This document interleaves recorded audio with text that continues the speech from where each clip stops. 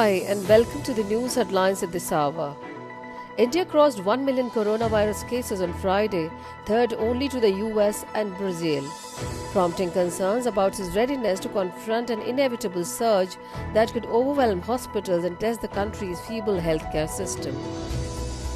A surge of 34,956 new cases in the past 24 hours took the national total to 10,03,832.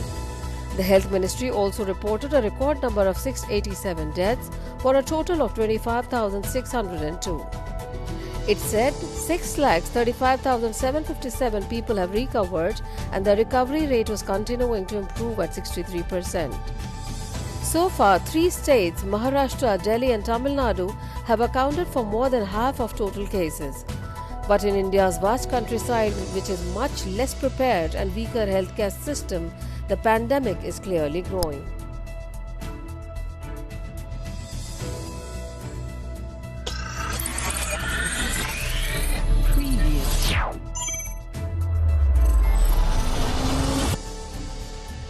Sudan says River Nile water levels have dropped as a reservoir behind Ethiopia's Grand Renaissar Dam has filled up, hitting out at any unilateral actions taken by any party.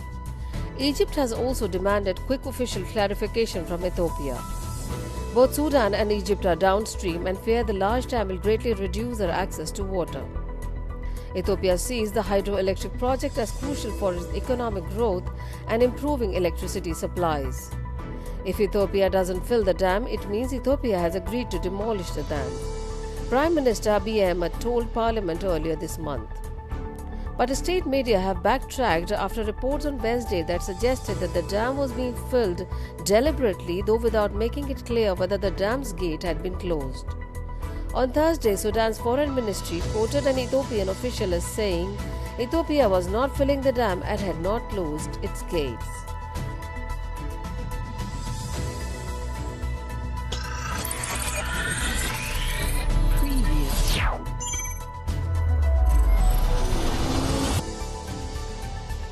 Up to 1.1 million barrels of oil could spill into the Red Sea, causing a disaster 4 times worse than the 1989 Exxon Valdez spill, the United Nations Security Council heard on Wednesday.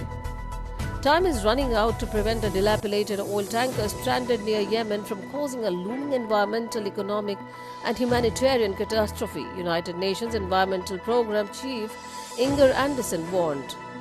The Yemeni government-owner tanker FSO Safer started taking on water in May. If its oil does not spill, it could cause irreversible damage to the Red Sea's rich biodiversity, including coral reefs and mangroves.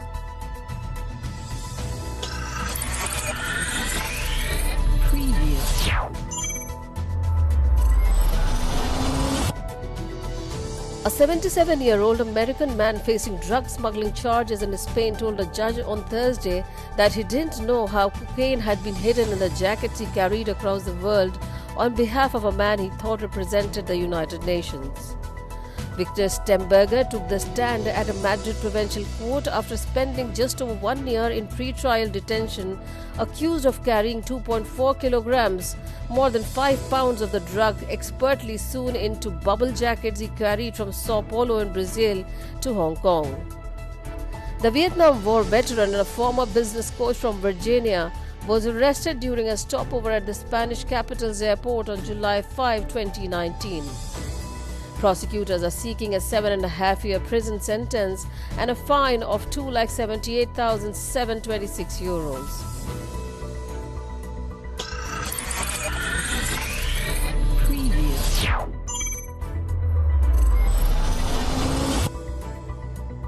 An oil tanker sought by the US over allegedly circumventing sanctions on Iran was hijacked on July 5 off the coast of the UAE, a seafarers' welfare organization said on Wednesday.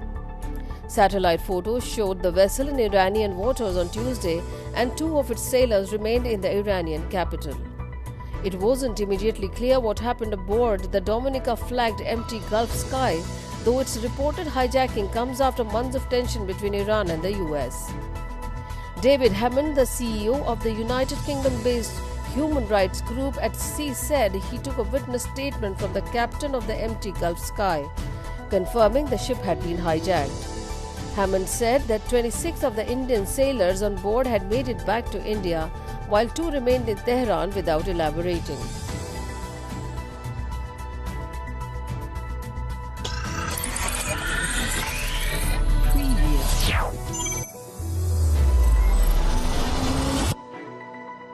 Several New York City police officers were attacked and injured on Wednesday as pro-police and anti-police protesters clashed on the Brooklyn Bridge, police said. The confrontation happened hours before Mayor Bill de Blasio signed into law a series of police accountability measures inspired by the killings of George Floyd, Eric Garner, and other black people. At least 4 officers were hurt, including Chief of Department Terrence Monahan, and 37 people were arrested, police added. Information on charges were not immediately available. It was not clear how many protesters were injured. An Associated Press photographer witnessed several people getting roughed up by the police, including a woman who ended up on the pavement with an officer pulling on her hair.